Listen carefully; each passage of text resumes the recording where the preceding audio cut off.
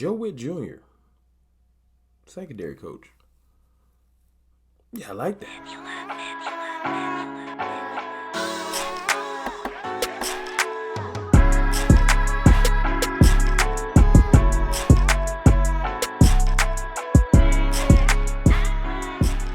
What's shaking, people? It's your boy, Mr. Ron, Cowboys fan talk. Right back like I never left. Joe Whitt Jr., secondary coach, passing game coordinator. I can dig it. I've been thinking about this Dan Quinn hire, and what it means, like more in depth. So let's talk for a minute. The Joe Whitt Jr. hire, I really was going to chalk his interview up to the Rooney Rule. Like, I hated to put it out there, but I was like, they just interviewed him because they had to interview the black guy. But then it started to make sense, almost like it was in sync. Like, let's satisfy the Rooney Rule, but let's interview you because we have a role for you coming forward. We kind of already know we're going to bring Dan Quinn in because we interviewed him on Saturday via Zoom before they flew him in on Monday.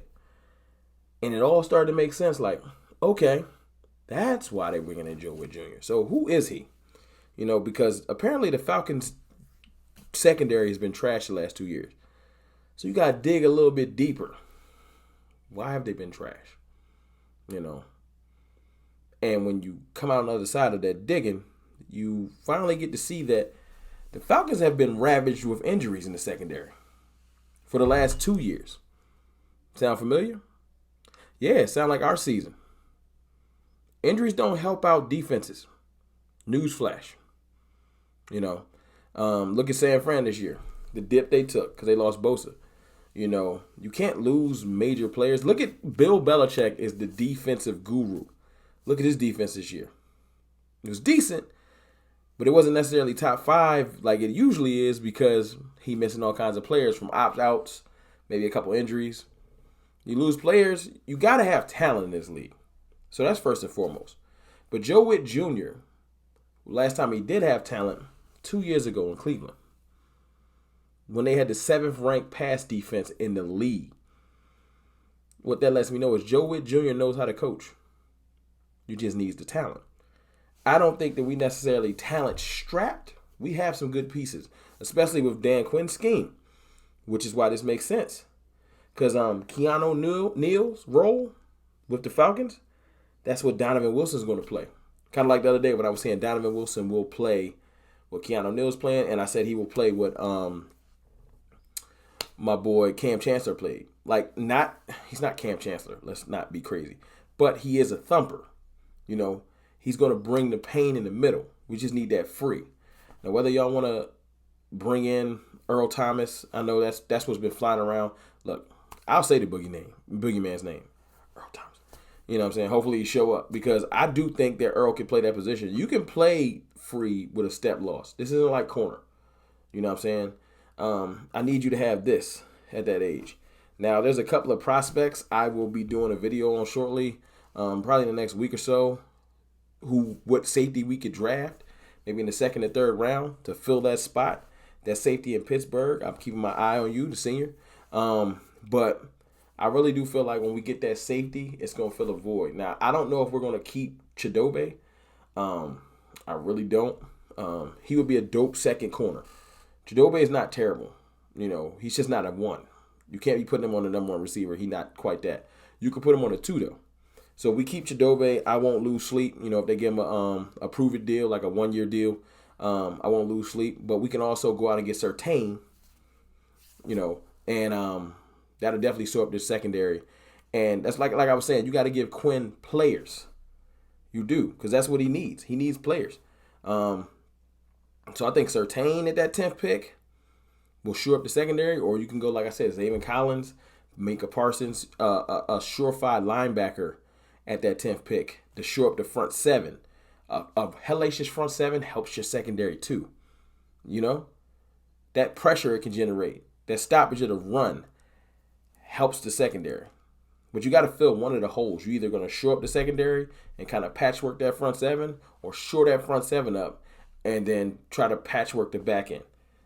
But I look, We get that free safety, everything will come together.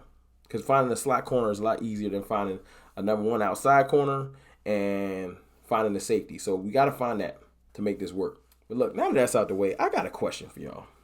Cowboys fan talk, right? Right? This is our space, our channel. That's how I like to look at this thing. Never thought I'd be this, successful at doing YouTube videos. I mean, I know I'm still a very, very small page, but I appreciate all the support from everybody that comes through and checks me out when I post videos. And I have a question for y'all, man, because look, I bounce ideas. I get ideas from y'all, and that's why I be in the comments so heavy. You know what I'm saying? Question. What do y'all want at the 10th pick? Offense or defense? I've been arguing with my boy, Jay Tuck.